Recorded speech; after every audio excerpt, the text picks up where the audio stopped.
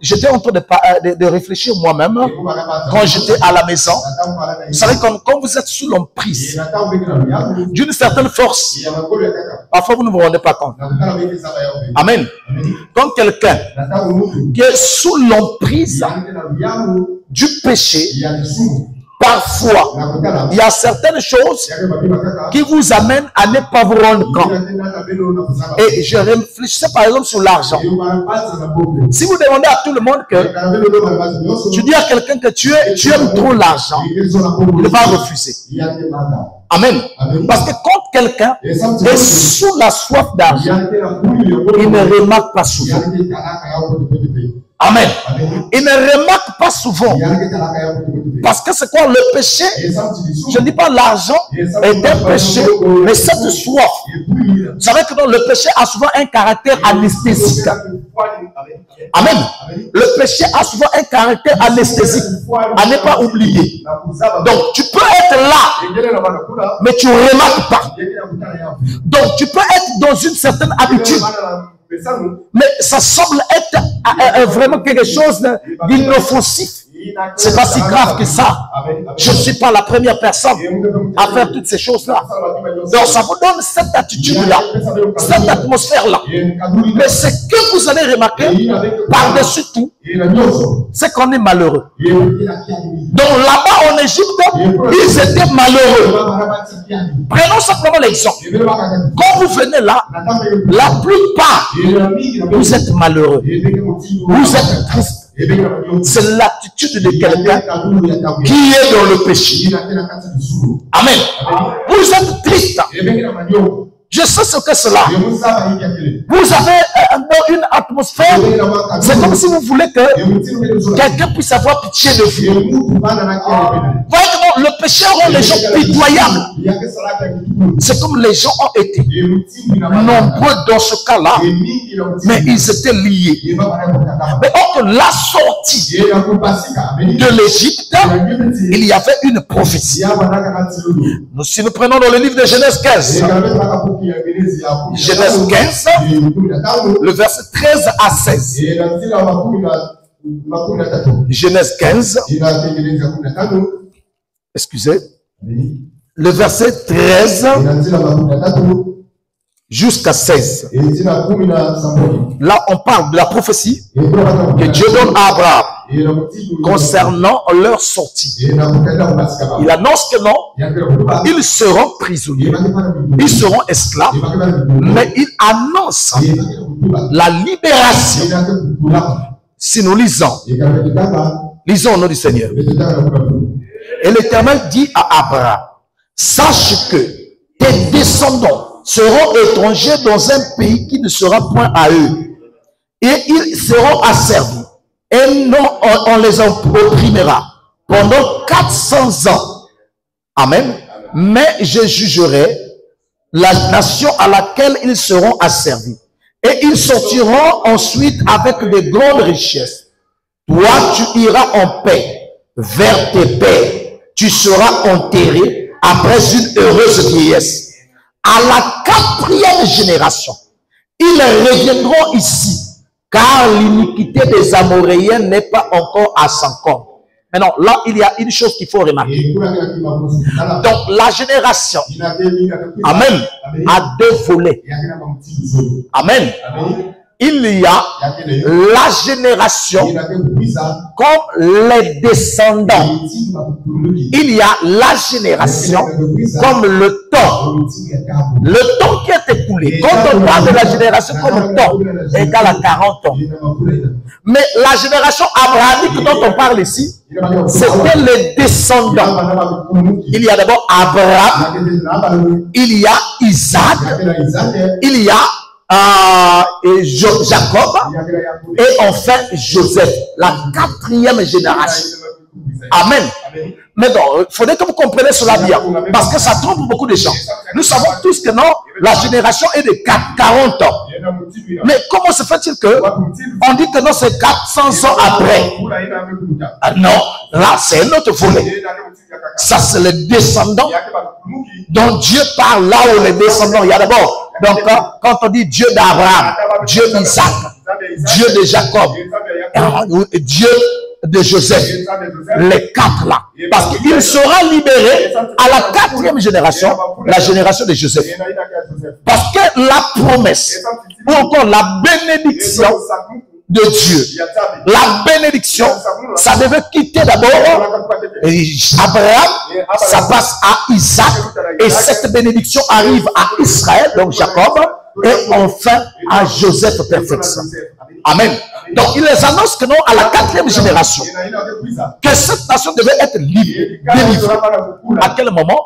Quand les péchés des Amoréens atteindront son comble. Amen. Vous allez découvrir avec moi, avec le temps que non, nous avons des Amoréens modernes. Amen. Les Amoréens de ce temps-ci. Amen. Si Dieu me donne l'occasion, nous parlerons en détail. Combien les Amoréens de ce temps-ci se sont multipliés même par 100. Ils deviennent pires, ils deviennent compliqués. Amen. Maintenant, regardez. Qu'est-ce qui va se passer? Ils partaient vers l'inconnu. N'oubliez pas que non, ils ont quitté l'Égypte. Dieu envoie un prophète. Mes frères et sœurs, cette délivrance, il y a un volet qu'il faut souligner. Si tu permets, on reviendra là. C'est que quand l'aîné arrive, l'époque que Dieu avait choisie est arrivée. Mais cette génération qui était là étaient incrédules. Ils n'avaient pas la capacité de reconnaître le prophète. Comme s'ils n'ont pas pu reconnaître le prophète, Dieu a refusé la génération actuelle qui était là. Il les a rejetés. Voilà pourquoi il amène Moïse loin. Dès qu'ils vont décéder, les incrédules là sont morts. Les enfants sont nés. Là, Dieu dit que non, ce peuple-là maintenant, c'est cette génération que tu vas délivrer. Dès qu'il arrive, pour cette génération qu'il fallait délivrer. Il arrive là. Il les amène, ils ont reconnu le prophète. Amen. Ils ont reconnu le prophète. Ils ont vu des prodiges. Ils ont vu des miracles. Ils ont reconnu. Mes frères, il y a des gens qui aiment le sacré. Il y a des gens comme ça. Amen. Parce que c'est quoi? Le peuple de Dieu est un peuple surnaturel. Ils aiment le surnaturel. Mais nous sommes arrivés à un niveau où les gens commencent à fuir le surnaturel. Amen. Nous sommes un peuple qui avait reconnu le surnaturel. Amen. Nous sommes même plus loin que ça. Amen. Nous voyons là où l'homme ne peut pas voir. C'est de nous qu'on parlait. Heureux ceux qui vont voir sans qu'on voit. Amen. Donc c'est très important. Et quand ils ont reconnu le prophète, ils sont sortis. Et n'oubliez pas, ils partaient là où ils ne connaissaient pas. Quand toi, en sortant du monde, par là où tu ne connais pas. Le monde est sucré. Quand ne vous trompe pas, le monde est sucré. Mais ça tue. Amen.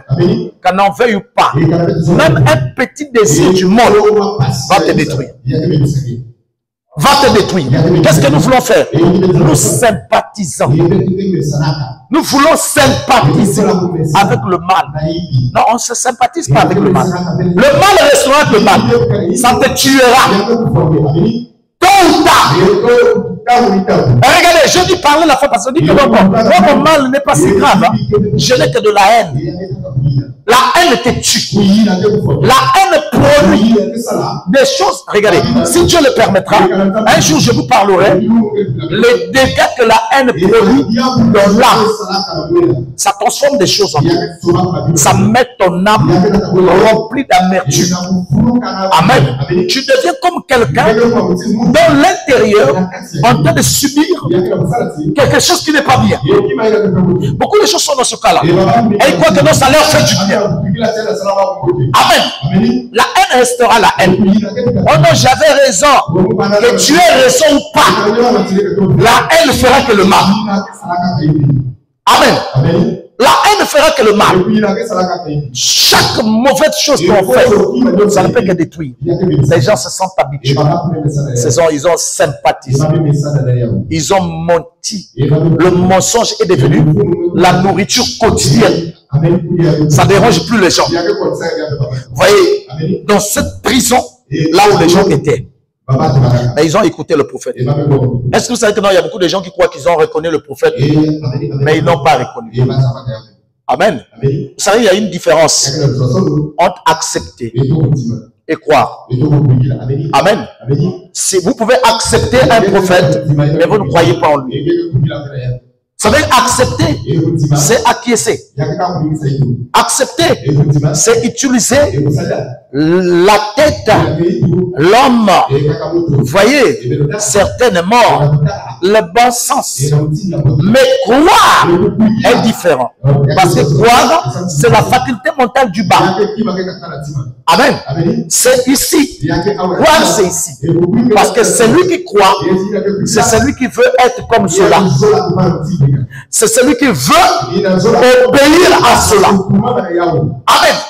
Or que les gens, que ce soit dans les tabernacles, partout, ils avaient cru, ils avaient accepté le message, mais ils n'ont pas cru au message. Ils ont accepté. Je prends l'exemple, par exemple, une personne peut dire, moi j'apprécie leurs frères, hein. Ils sont gentils, leur manière de parler, j'aime toujours. J'apprécie les sœurs de là-bas, elles sont naturelles. Ça c'est simplement accepter. Amen. Oh non, pasteur, même moi, tu peux être là, mais tu n'as jamais cru, mais tu avais accepté. C'est ce qui fait que tu ne te sens pas à l'aise ici. Vous savez que non, même dans le monde on dit, là où se trouve ton cœur, c'est là où se trouve ton trésor. Regardez, si ton cœur était dans la parole de Dieu, tu ne peux même pas t'absenter un jour. Tu ne t'absenteras pas un jour. Prenons le cas simple. Si ici, il y avait des millions, chaque jour, tu viens ici pour venir prendre 100 000 et répartir. Même si tu étais à Louvaco, tu marcheras. Tu viendras. Tu prendras tes 100 000. Tu retourneras. Même si tu étais à Milamila, tu vas te battre pour venir là. Maintenant, vous comprenez avec mon cœur